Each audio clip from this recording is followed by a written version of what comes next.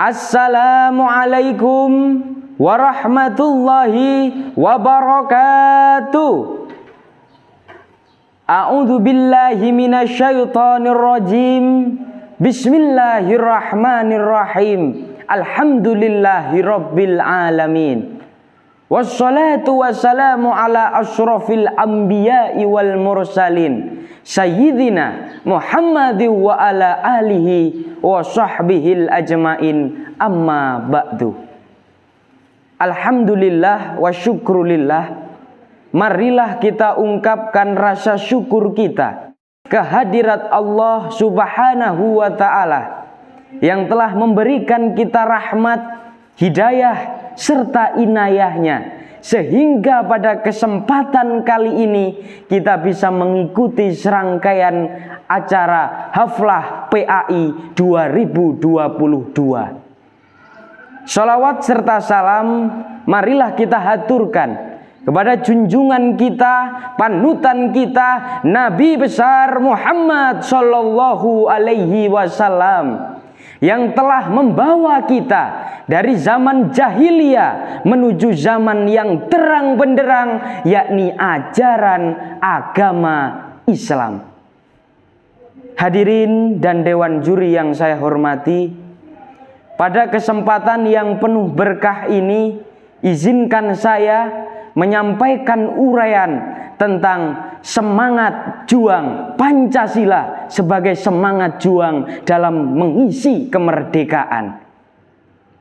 Berbicara tentang kemerdekaan, ada satu peristiwa yang mungkin tidak untuk kita lupakan, yaitu sebuah peristiwa manakala tidak mendapat izin dari Allah subhanahu wa ta'ala tidak akan pernah terwujud.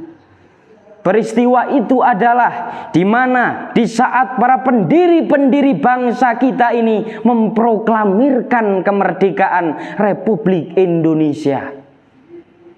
Dan tentunya kita sebagai generasi muda, harapan bangsa yang akan melanjutkan kelangsungan hidup di negara yang tercinta ini, kita harus mengetahui, mengingat tentang peristiwa tersebut.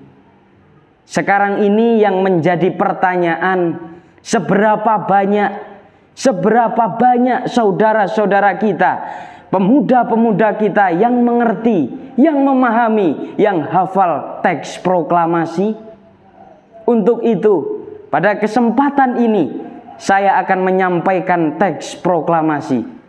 Proklamasi kami, bangsa Indonesia, dengan ini menyatakan kemerdekaan Indonesia.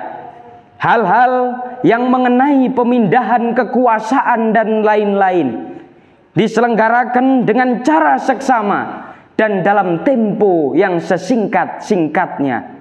Jakarta, 17 Agustus 1945. Atas nama bangsa Indonesia, Soekarno-Hatta.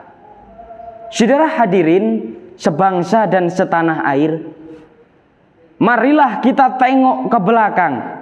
Pada zaman penjajahan dulu, para pahlawan sangatlah susah dalam merebut kemerdekaan.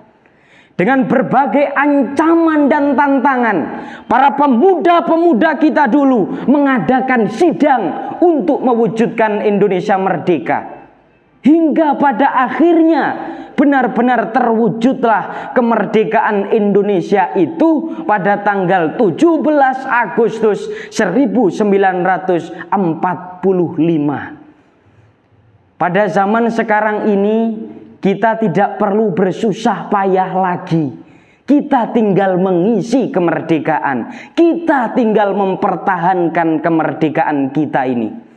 Sebagai contoh, arek-arek Surabaya yang dipimpin oleh Bung Tomo di Hotel Yamato Surabaya pada tanggal 10 November 1945 berjuang merobek bendera merah putih biru menjadi bendera merah putih dan akhirnya berhasil dipersembahkan untuk bangsa Indonesia. Oleh karena itu, kita sebagai generasi muda Marilah kita mengisi kemerdekaan ini dengan banyak mengukir prestasi. Jangan bermalas-malasan. Jangan pernah kita melakukan perbuatan yang dapat merugikan diri kita sendiri. Sebagaimana Allah berfirman dalam surat Al-Asri, A'udzu billahi minasy syaithanir rajim. Bismillahirrahmanirrahim. Wal 'asri innal insana lafi khusrin illalladzina amanu wa 'amilus solihati wa tawassaw bil haqqi wa tawassaw bis sabr. Shadaqallahul azim. Demi masa, sesungguhnya manusia itu benar-benar dalam kerugian, kecuali orang-orang yang beriman dan beramal soleh dan nasihat menasehati dalam kebenaran dan kesabaran. Saudara hadirin yang dirahmati oleh Allah, kita terlahir di bumi pertiwi ini. Sudah selayaknya lah kita untuk mencintai bangsa ini. Sebagaimana para ulama mengatakan, hubbul watan minal iman. Cinta tanah air adalah sebagian dari iman. Untuk mencintai bangsa ini, maka kita sebagai generasi muda, kita harus memiliki semangat dan jiwa Pancasila. Semangat dan jiwa untuk membangun negeri ini tanpa mengenal usia dan kepentingan pribadi.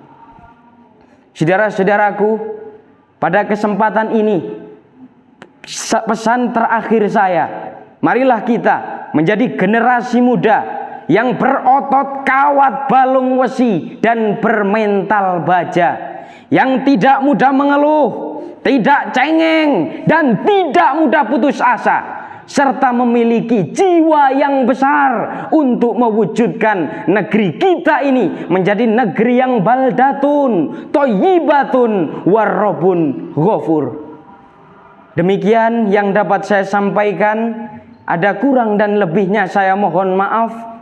Wabillahi taufiq wal hidayah, wabiridho wal inayah. Wassalamualaikum warahmatullahi wabarakatuh.